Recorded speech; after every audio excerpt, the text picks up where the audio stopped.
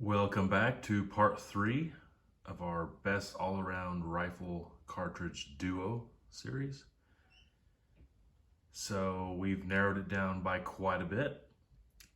We've discussed and talked about in previous videos that we're going to have one varmint / predator rifle and then have one medium game / big game rifle as that ultimate combo. At least one of those two cartridges needs to be able to shoot at 1,000 yards easily and accurately, preferably both. And they must be efficient, have an efficient design, and not be an old design or just a ton of extra powder to get a little bit more performance. That's not what we're looking for. Last time we made a ton of cuts and some really hard cuts. And if you're wondering why these particular rounds are left and why some other ones are not, go back and watch the first two parts of this. Now the piece of paper you see only has some listed on the medium game and big game side. So we haven't marked off the 243 Winchester, the 6mm Creedmoor, the 6mm ARC, and some of the 22s. Those are still there. We'll get to those in a minute. We're going to focus on the other side for a second. So what I did is I got a Nosler reloading manual out, and I got an AccuBond long-range bullet, and I tried to get a bullet weight in each of these calibers with a similar BC. And usually around the 600 BC mark on the G1 scale is what I ended up with. Some a little bit less than that, some a lot more than that. I tried to be as apples to apples as I possibly could, just to kind of get a comparison. I looked at how much volume the case has, okay? And this would be in grains of water, so it's absolute max case capacity. And then I picked basically what the max load was for the fastest bullet across the board, just to be consistent. That would be different powders, so it's not a complete perfect scale or comparison, but it's close. So basically, with that particular bullet at a BC around 600, what's the fastest bullet that they had? Just a way to compare. So let's just read a few of these. The 6.5 PRC with 140 grain AccuBond long range with a BC of 625 was about 3,050 feet per second. Now, it actually in the book was 3,100 with a 26-inch barrel though. The 6.5 284 and the 6.5 PRC were with 26-inch test barrels. Everything else was with the 24-inch. So to just standardize it with a 24-inch barrel across the board, I did subtract 50 feet per second off of those two calibers to try to get a better comparison. So around 3,050 feet per second on the 6.5 PRC. And I have a recoil number here. I basically took what the recoil velocity and recoil energy would be and just merged those two together, kind of came up with an average. So this is just my own number, but just see how they compare. So that particular 140 grain bullet, BC of 625, 3,050 feet per second, sectional density of 0.291, 13.7 on the recoil. Okay, let's just try to get through this pretty quickly, and then I'll give you my thoughts. 280 Ackley improved, 168 grain AccuBond long range, BC of 616 feet per second, 2960. Sectional, sectional density 298. Recoil 15. 6.5 284, 140 grain Accubon long range, exactly the same bullet as the 6.5 PRC. So it will have the same BC and the same sectional density, 2,900 feet per second. So 150 feet per second slower, but only 12.8 on the recoil versus 13.7. 270 short magnum, 150 grain Accubon long range, BC of 591, that's about as good as you're gonna get. Sectional density 279. Feet per second 3190, I believe that'll be the highest. Recoil 15.6, so just a little bit more than the 280 Ackley improved. 7mm rim mag, 168 grain Accubon long range, exactly the same bullet as the 280 Ackley improved, so the same BC and sectional density. Feet per second 3040, okay, and that's with 16 on the recoil. So that's only 80 feet per second faster, but yet has more recoil. And then just to look at the case capacity, the 7 mag can hold 75 grains of water. The 280 Ackley improved can only hold 65.6 grains of water. And like I said, these are max loads, so it might not be exactly that amount of grains, but pretty close. Ooh, that's rough on the 7 mag, not very efficient. 308 with 190 grain Accubon long range bullet, BC of 597, sectional density of 286, feet per second 2630, recoil of 15.5. 30-06, 190 grain Accubon long range, same bullet, so same numbers, with a feet per second of 2770. Recoil 17. 300 WSM, same bullet, 190 grain Accubon long range, so the same numbers, and feet per second 3020, with recoil of 19.5. And then it's kind of out of order here, but the 6.8 Western with 165 grain Accubon long range, feet per second 2970, with a BC, I forgot to tell you, of 620, and 16.5 recoil. So does this tell us anything? Okay, so first of all, I'm going to give the nod between the 6.5 PRC and the 6.5 284. Going to give it to the 6.5 PRC. That's tough because personally, that's not the one I would choose. I'm a big fan of the 6.5 284. But with exactly the same bullet, with not too much difference in case capacity, 62.3 on the 6.5 PRC and 58.4 on the 6.5 284, you had 150 feet per second difference. And yes, it was a 13.7 on recoil versus a 12.8. Not a ton of difference, but it was more. But in all honesty, those two are so close. I would just have to give the impartial nod to the 6.5 PRC. So the 6.5 284 will have to drop out. And from what I've read, both of those have short barrel lives, so that's really not an issue. So let's look at the 280 Ackley improved versus the 7mm rim mag. Same bullet there as well. I actually said this earlier, but 80 feet per second difference. But yet it has 16 on recoil versus 15 on recoil, and a significant amount, almost 10 grains of more case capacity to get to that 80 feet per second extra. That's just not going to do it, guys. If this was only about hunting, you wouldn't care. The 7 mag would be perfect. But when it's that close, and both of these are 24-inch barrels, you got to give the nod to the 280 Ackley improved. So the 7 mag is gone. Let's look at the 270 short mag versus the 6.8 Western.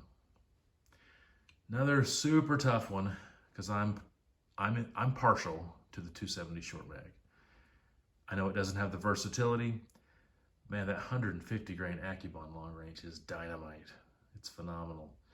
3190 on the feet per second on the 6.8 Western. So let me just throw this out there. If you had exactly the same bullet on the 6.8 Western, it would just be slower, because a 6.8 Western case is exactly a 270 short mag case, just a little bit shorter. It's have slightly less recoil, but it wouldn't be going as fast. But that would defeat the whole purpose of the 6.8 Western. So 6.8 Western has that quicker, faster twist rate. You're going to be able to shoot that 165 grain bullet at 2970. So definitely slower than the 150 grain short mag, but you're going to get more energy, which I didn't really talk about here, but you're going to get more energy, a lot more BC. No, that's not really true. 620 on the BC versus 591, so a little bit better on the BC. The further it went, the better it would outperform. But I'll just be honest with you guys, it would take probably 700 or 800 yards for the 6.8 Western to catch up. And that's not a reasonable distance for hunting anyway. So really just not that much difference. But unfortunately, I'm gonna have to give the nod to the 6.8 Western. Even though it has a little bit more recoil, it just is more versatile. I just have to give it to the 6.8 Western begrudgingly, because I love the 270 short mag. One last comparison here, 308 versus 30-06 versus 300 short mag. All shooting the same bullet, okay? So the BC is the same, sectional density is the same. The 308, 2630 on feet per second. 30-06, 2770. 300 WSM, 3020. So 140 feet per second faster on the 30-06. Oh, and all three of these are out of a 24-inch barrel, which normally your 308 is 22. All three of these are 24. 140 feet per second advantage to the 30-06. The recoil does jump from 15.5 to 17. From the 300 WSM to the 30-06, you're talking about, about 250 feet per second faster. And the recoil, yeah, it's jumping from 17 to 19.5. So it is more recoil, but a lot faster.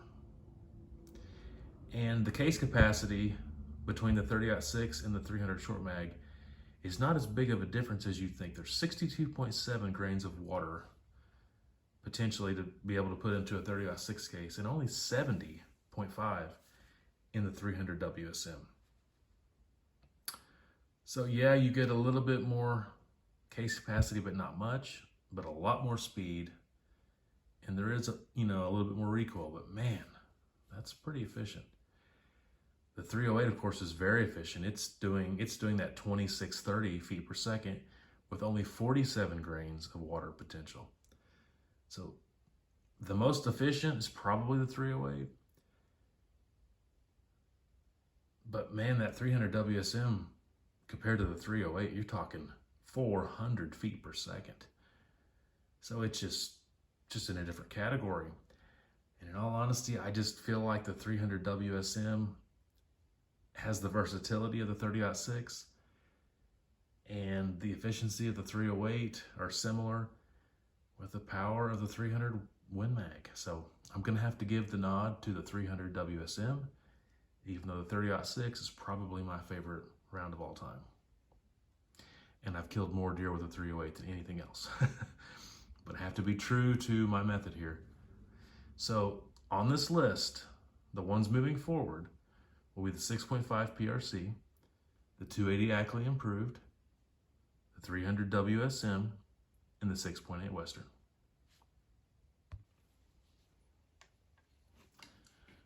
Okay, sorry about all the numbers, but I just felt like that was pretty interesting to look at that comparison. So the final four, 6.5 PRC, 6.8 Western, 280 Ackley Improved, and 300 WSM. And that is on the medium game, large game side.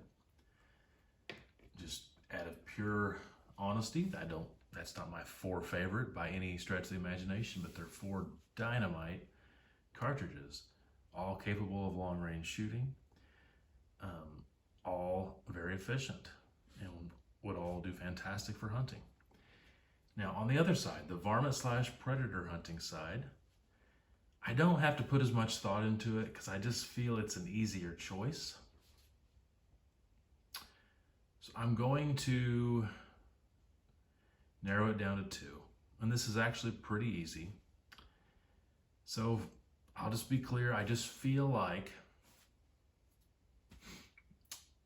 the 6mm caliber is better suited for all things varmint/predator than the 22 caliber.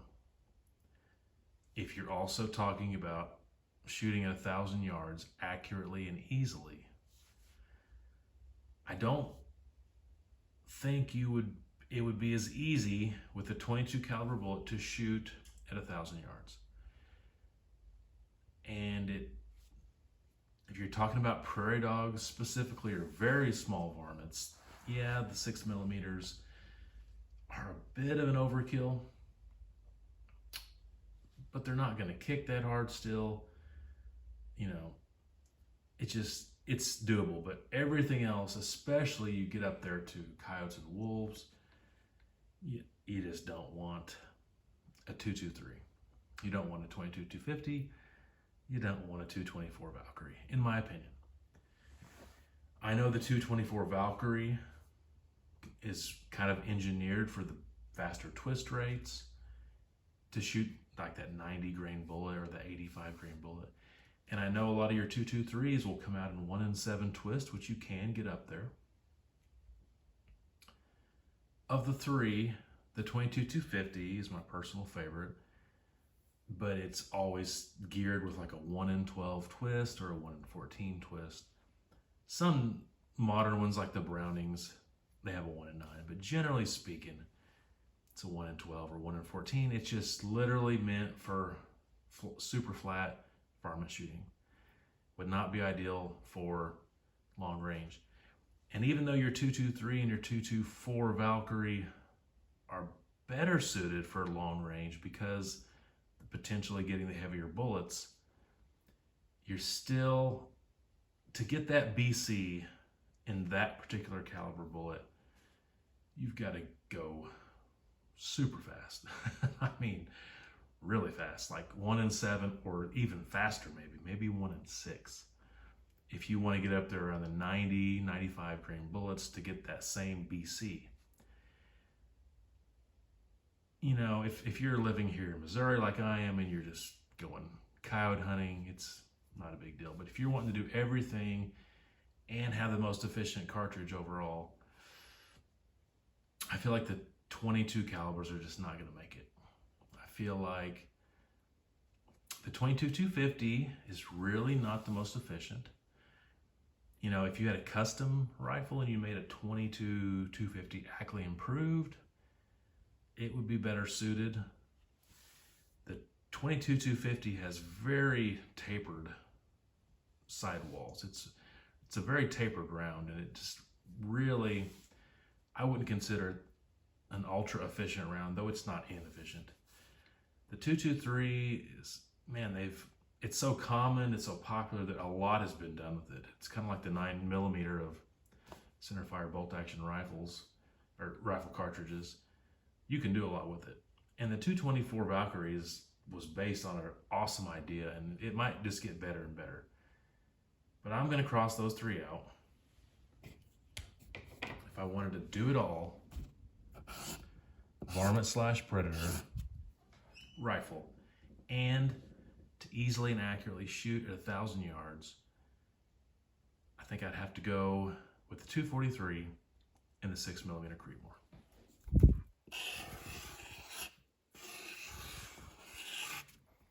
Okay, so we're down to the final 6.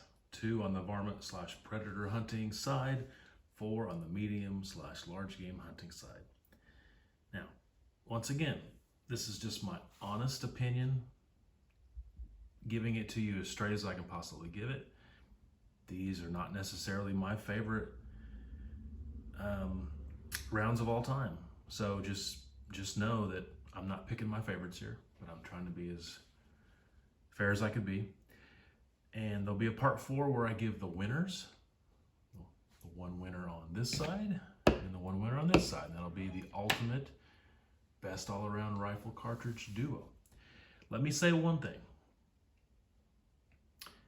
If you're just getting into shooting, you have no plans on hand loading, you want something that's easily available, you can just go to the store and buy ammo, or you can get online and easily find ammo, you know, and you just want this to be an easy choice, and you don't want to maybe get as nerdy about it as I'm getting. I'm going to give you an alternative winner right now. Just get a 243 and a 30-06. You could probably go to your local gun store right now, pick up a 243 and a 30-06. Ammo is cheap, it's available. Both rounds are very versatile. The 30-06, you know, from 110 to 220 grain bullets. 243 from, you know, 55 to 105 grain bullet. I mean, they're both very versatile. They're easy to hand load. They're easy to use. They don't recoil too bad. The 30-06 obviously has more recoil. You could easily kill anything from prairie dog to moose with those two. Both of them could shoot at 1,000 yards very easily. They're both pretty efficient. The 30-06 is not the most efficient in its class, but it's still pretty darn good. Even though it's 115 years old, it's still awesome. And I mean, you just can't improve on it a whole lot. 243 is just phenomenal. It's not just a kid or a woman's round, you know. I mean, I have one, I like it. Actually, yesterday I killed a white-tailed deer with a 243, by the way. So if you want the easy answer, and if you are a new shooter and you're literally trying to figure out what to buy and you don't have any guns, go with a 243 and a 30-06. But if you're like me and you're more nerdy about it and you really are willing to put more time and effort into hand loading and resources in, and you literally just want to know what in my opinion, the correct answer is, stay tuned for part 4. Until next time, take care.